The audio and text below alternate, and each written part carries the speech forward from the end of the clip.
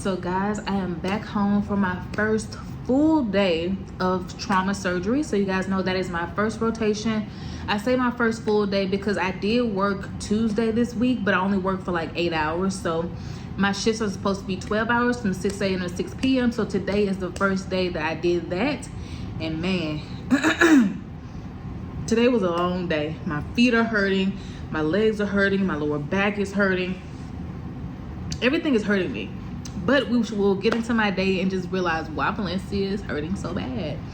So when you first go to work, so at 6 a.m. when I first enter, the doctors of course do a debriefing, and this includes the PAs as well. So they all go in a conference room. You grab a schedule like this one, and it has all the patients on it that we see to, the trauma center sees to.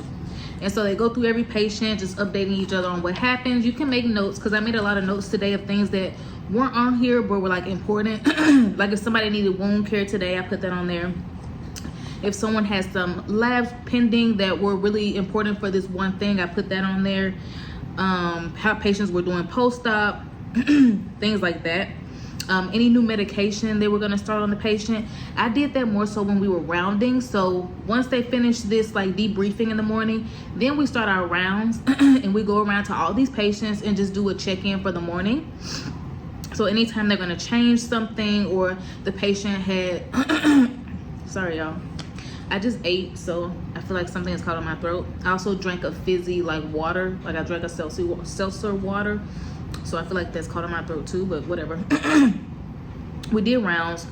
Anytime they want to change a medicine, or like a patient had, you know, gotten way better or way worse than, you know, what they thought the patient would be like, I wrote that on there.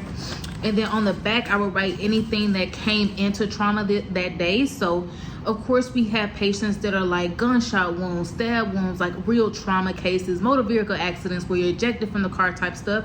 So that's not going to be on our list because that's not a patient that's already in the ICU or trauma room, you know, that we've seen before. So I write on the back like any patient that I'm adding for the day. And then once I get a free second, which is today it seemed almost impossible because even when I sat down to eat lunch, someone told me to go do something. So I was just like, okay. So yeah, whenever I get a free minute at work, I normally sit down and log all my patients in our patient system for my school, because they have to see how many patients you've seen, what age they were, and exactly what you did with the patient. So then I log them when I get a free second. And today I logged 6, 7,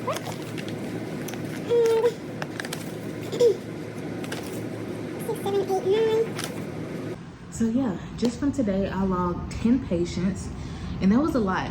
And some of them I got to do some hands-on stuff with. So in my rotation so far, we've done a lot of wound care, and I think that's going to be like the trend of this rotation. So basically we could do wound cares by ourselves, even though some of them are very intense. So, you know, because people have some major surgeries that have happened, so they have multiple wounds, and they all need to be packed very delicately and meticulously.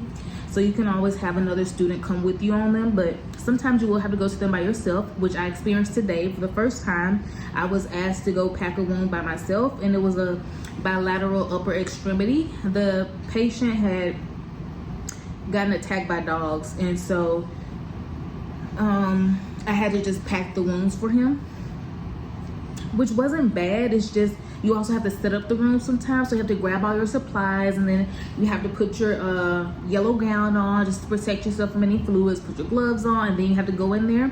And oftentimes, because I'm new and this wound care thing is all new to me, I'm sweating really bad. And with this guy, it took me a while because every time I went and got supplies, I'd be like, oh God, I need this too. And so yeah, so I did it by myself today. It turned out fine, but you know, you will have to do them by yourself, which, like I said, today was my first day having to do that. I also got a chance to see an appendectomy, a laparoscopic appendectomy. This is a very common procedure, so when I seen it on the OR board, I was like, I have got to see this today. And they did it very quickly. I would say the appendix was out probably within like 30-35 minutes. One thing I do want to tell you about anatomy, because I feel like in my surgery rotation, it's a lot of know your anatomy pretty much. And the appendix looks so different in a in human form, in flesh form, than it does on any diagram you may see. So the whole time that they were fishing around in the intestines, I was trying to figure out myself, okay, where is the appendix actually?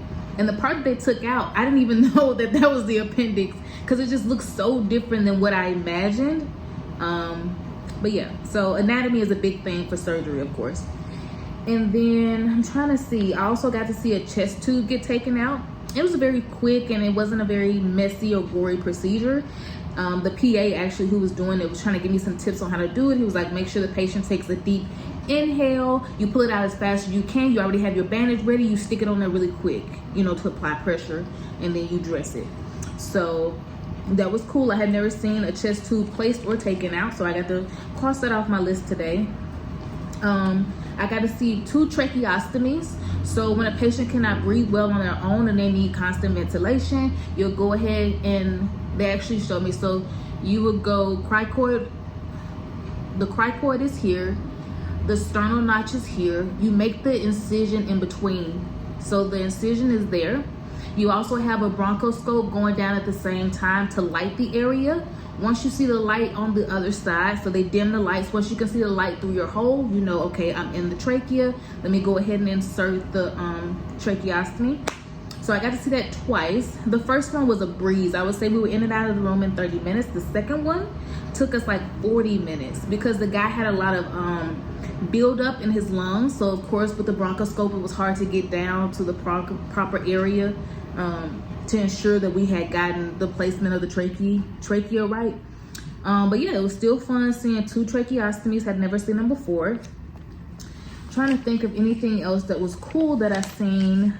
I talked about the appendectomies. Some of the traumas that we had come in were a lot of motor vehicle accidents. And I had one older lady come in for a fall, a foosh. So she fell on her outstretched hands.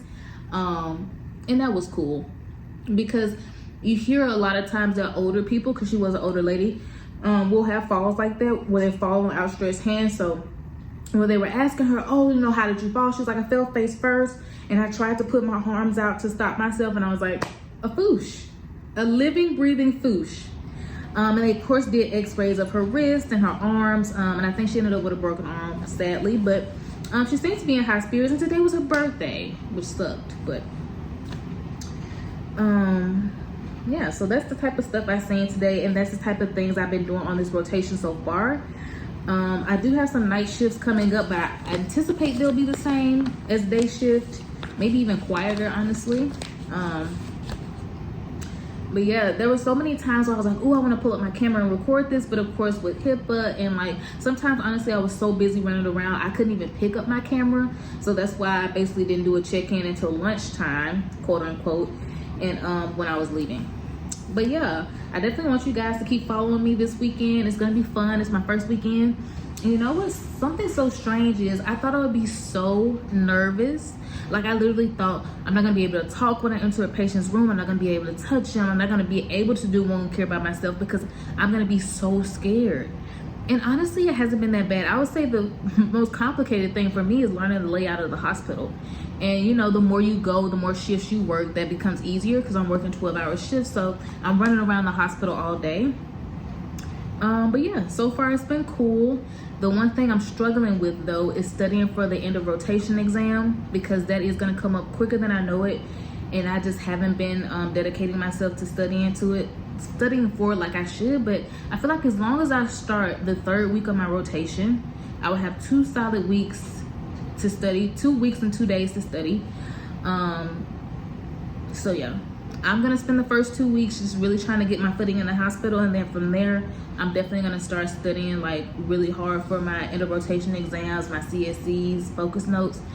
So actually next week we'll start credentialing for our next rotation, which I'm very excited about because I want to know where I'm going next. Like, you know, you don't choose these, you're in a random order unless you like specifically ask to do a certain rotation. It's just a random order. So I didn't choose to do surgery first. I didn't even choose to do trauma surgery. That's just how it randomly ended up for me. So I'm just so excited for my next random assignment because I feel the confidence coming. When I had to do the wound care by myself today, I felt like, hi, I'm Valencia Ray. I'm a physician assistant student and I'm here to clean your wounds. Just take a look at them and clean them. And then I got everything ready. I did have to enter the room, you know, a few times because like I said, I would forget supplies, but that's totally understandable with your first time doing it. But yeah, I'm very excited. I just wanted to recap my day for you guys. Like I said, my shift starts at 6 a.m. and today I was actually running a teensy bit late. So I'm probably gonna wake up earlier tomorrow, but yeah, we'll spend one more day and then we're actually off for Labor Day, aka my birthday. So I'm excited. I'm excited. And one thing I forgot to mention that I seen today that was kind of cool but also kind of gross. I seen a not surgical. I saw a wound debridement. And you know, you debride the wound so it can heal better. So you wait till you get blood splatter and then you know, okay, this is the area that will heal once the old skin is off, when you take the e-scar off. But yeah, it smelled terribly. And it was, I hope this is not TMI, but it was like oozing pus. Yeah, that may have been TMI, but it smelled so bad. And I was telling my colleague, I was like, thank God I'm vegetarian, because that literally turned me off to beef, even in the slightest. Because the way her inner thigh looked, or the wound looked, it looked similar to meat. And yeah, it was kind of gross. But yeah, I seen it. I can mark it off my list of things that I've seen on this rotation, and it helped the patient. But yeah.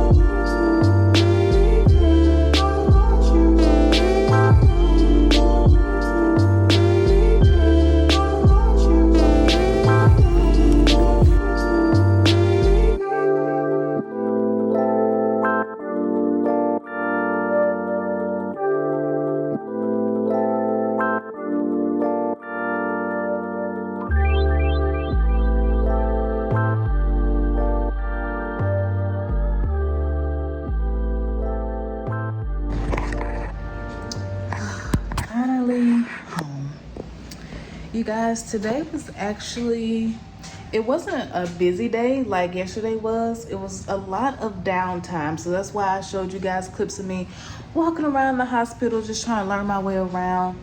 You know, I was just like doing stuff to stay busy, to stay up. I also didn't want like any of the doctors to come in the like room that the students and everyone is in and be like, oh my God, why is that on your computer? Because I sit with my like back toward the door so you can see my computer screen.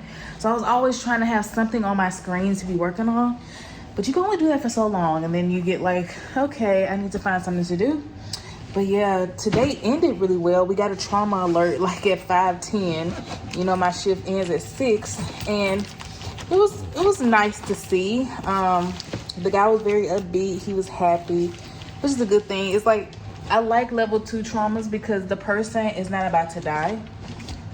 So normally it's just like a fall or something like that. So they're fine for the most part. They just, of course, need like stitches or x-rays to make sure nothing is broken, but they're pretty much okay, and I enjoy seeing that. I actually haven't seen a level 1 since I've been there, but some of the other students have, and they say it's pretty traumatic. Also, we had a guy die today. I didn't see that either, but very traumatic. Right now I am hungry, so I'm gonna eat the leftover half of my Chipotle I had yesterday and drink a Gatorade. I actually have 2 half-eaten granola bars, so I'm probably gonna eat one of these too. I'm gonna eat the lowest one first. But yeah, this was my first. But yeah, all in all, today was a good day. So this ends my first weekend in trauma surgery. So far, I've been doing a lot of wound care. I have gone to the OR to see a laparoscopic appendectomy. I tried to go today to see a cholecystectomy because these are the 2 surgeries I was like, I have got to see these because they're so common. And I feel like for my CSC, like the clinical skills exam, I could get something where the patient has to have a cholecystectomy, or the patient can have like a retrococcal appendix and need like appendectomy. So it's like, I need to know these 2 surgeries and the medicines that go with them and what the patient presents like and things like that. So yeah, sadly I didn't see the cholecystectomy today, but I'm there for another 4 weeks and 2 days, so I'm sure I'll see it. I hope this wasn't too boring of a vlog because, you know, I work in a hospital. I can't vlog too much or so too much. Also, I'm still getting my apartment together, so it's not even that many places I can set you guys up in here. But yeah, thank you so much for watching. Be sure to stay tuned for next week, and bye babes.